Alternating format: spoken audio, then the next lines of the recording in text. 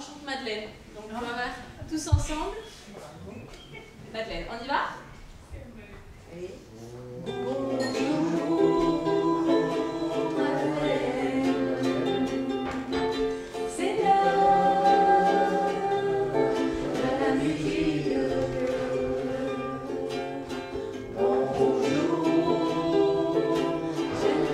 Moi, je suis musicienne et musicothérapeute et j'interviens dans plusieurs structures différentes et avec des publics différents.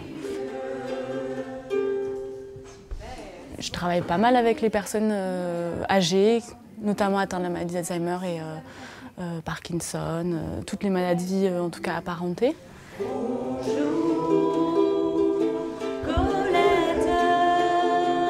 En fait, j'ai fait mon stage de fin d'études en EHPAD sur Bruxelles, dans des EHPAD différents.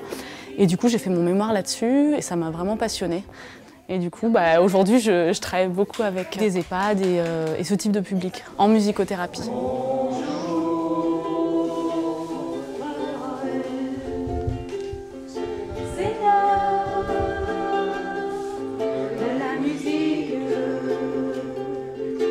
Et puis c'est bien aussi que Lucie, elle puisse continuer à participer. Bon, après, vous me disiez que les groupes changent de jour en jour. Tout est né d'une rencontre avec Madame Malapelle, qui voulait offrir un spectacle à ses résidents.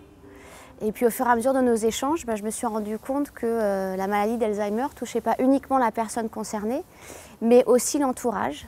Moi, je travaille au Colisée de Roubaix, et quand je me suis rendu compte que le spectacle vivant, c'était une des premières activités culturelles qui était empêchée par la maladie, j'ai décidé de mettre en place un projet en faveur du malade et de son aidant, pour leur permettre de revenir au spectacle. C'est là qu'est né le spectacle vivant pour rompre l'isolement.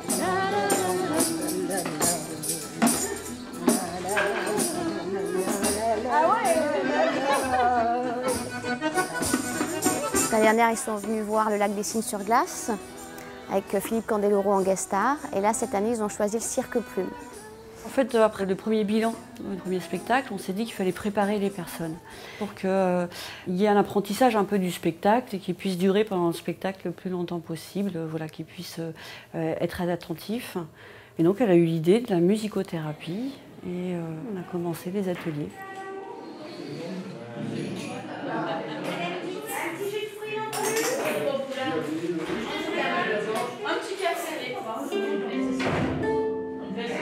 Alors, est-ce que vous vous rappelez de la chanson Bonjour? Bonjour, c'est l'heure de la musique. Bonjour, c'est l'heure de la musique.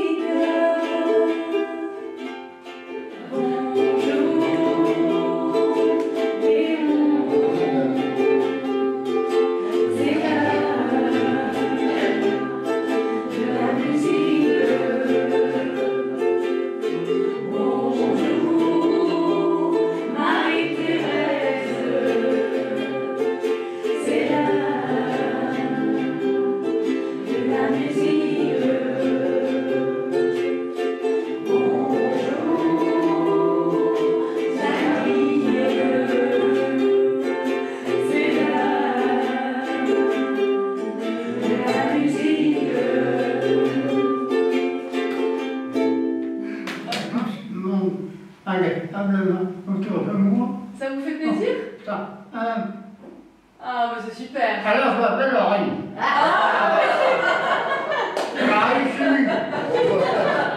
Avec le petit accent. Hier, je vous ai fait écouter des musiques du compositeur du Cirque Plume. Un jour, il y a Estelle qui me parle de ce projet.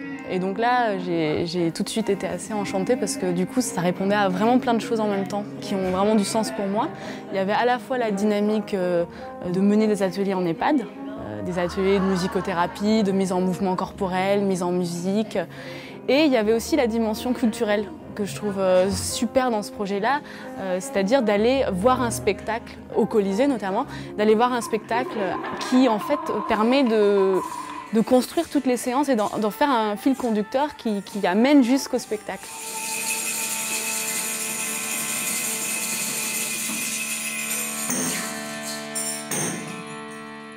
Je ne sais pas si vous vous rappelez, on va aller voir le cirque Plume à 15h au Colisée à Roubaix. Vous vous rappelez, Denis? Il y a une lenteur souvent qu'on constate dans les EHPAD, dans les structures. Et là, quand les ateliers se mettent en route, on sent quelque chose s'éveille en fait chez les personnes. Et déjà, ça commence par des sourires. Une fois qu'on se met en route, ça prend toujours un petit peu de temps. Les personnes, elles commencent à chanter des fois. La mise en mouvement, elle commence à avoir du rythme. Et c'est vrai que l'utilisation des instruments de musique, ça permet vraiment de les stimuler. La musique, elle crée vraiment quelque chose d'assez exceptionnel dans le sens où elle vient vraiment chercher les personnes dans leurs souvenirs. En fonction des musiques écoutées, des fois, il y a des personnes qui s'éveillent, vraiment c'est le mot, elles s'éveillent et on sent qu'elles sont profondément vivantes. Elles sont vraies, elles disent les émotions qui les traversent, elles les disent, elles en font part. Il y a des fois des filtres qui sont plus là. Les uns les autres se stimulent en fait.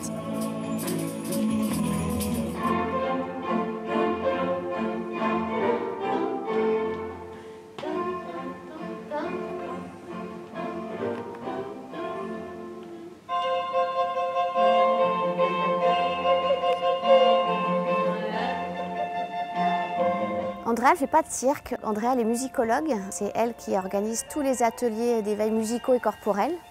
En amont de ce premier atelier, moi je lui ai fourni tous les éléments que j'avais, donc aussi bien sonores que visuels. Donc elle va travailler ces ateliers au fur et à mesure avec les éléments du spectacle. Donc là, le jeu d'ombre se fait derrière. Les personnes oublient au fur et à mesure beaucoup de choses, mais la mémoire émotionnelle, elle reste. Notre accompagnement, il se base là-dessus. On cherche à développer la sérénité, du plaisir, la joie d'être ensemble et qu'ils retrouvent de la joie dans la relation avec l'autre, malgré la maladie.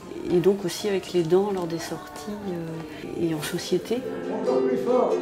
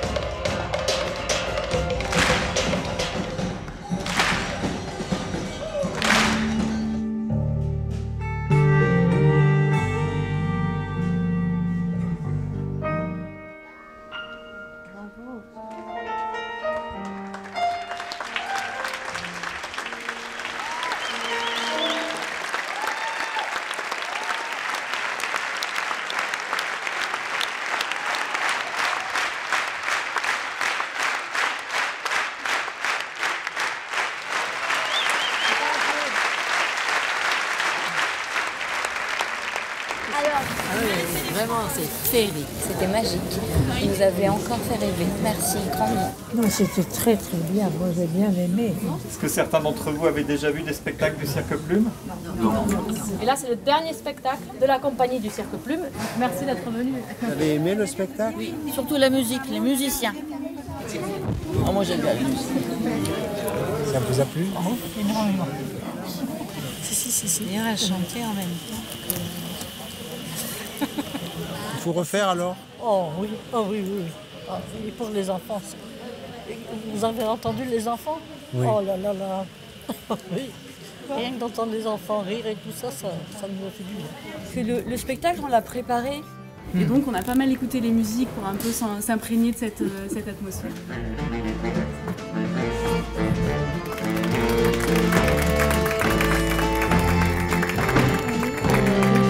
Merci. Merci beaucoup. C'est pas ennuyé, c'est parfait pour les... Elle vivait sur son fauteuil. Voilà, je la sentais remuer, elle était prête à partir. C'est magnifique. ça mérite d'être recommencé.